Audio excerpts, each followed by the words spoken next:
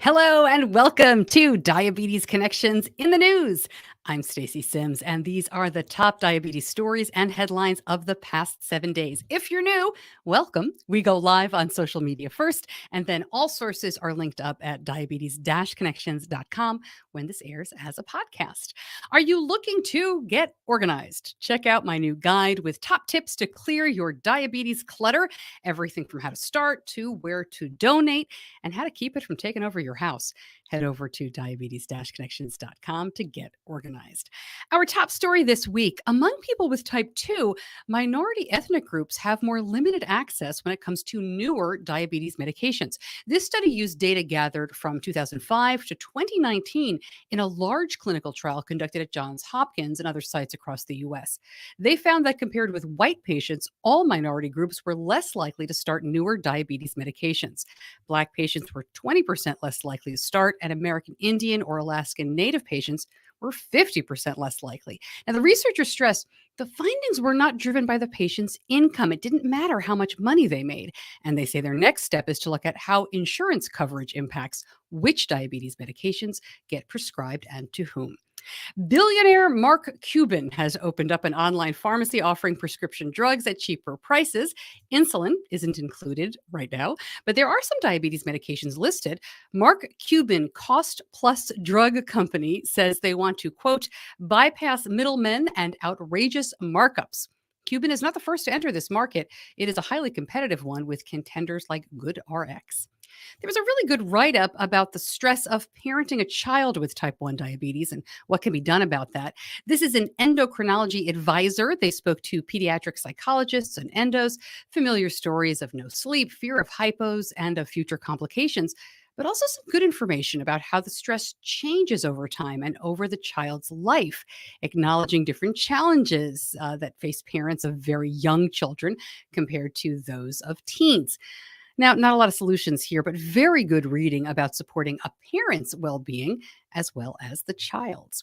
Obesity is a main risk factor for developing type 2 diabetes, but it has not been previously seen as a major complication in type 1 diabetes.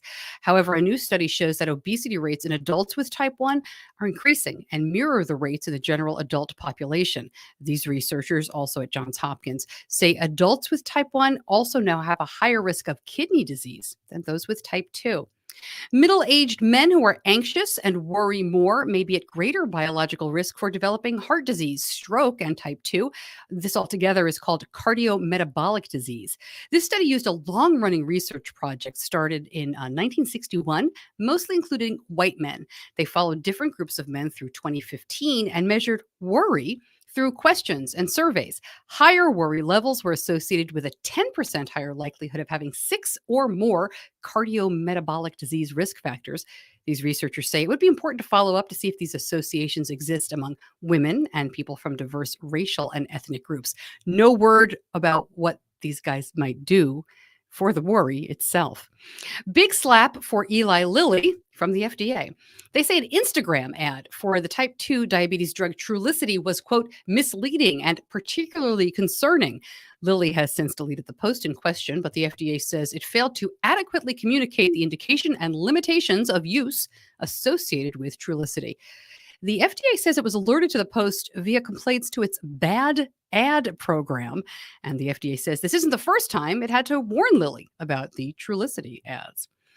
MIT engineers are working on a couple of devices to streamline some of daily diabetes tasks. This got a lot of buzz in the past week, but it is in the very early stages. So here's what they're working on. They have one device that takes a photo of your food, calculates the carbs, measures your blood glucose via finger stick, then calculates the dose for insulin and gives the injection. That's all in one device.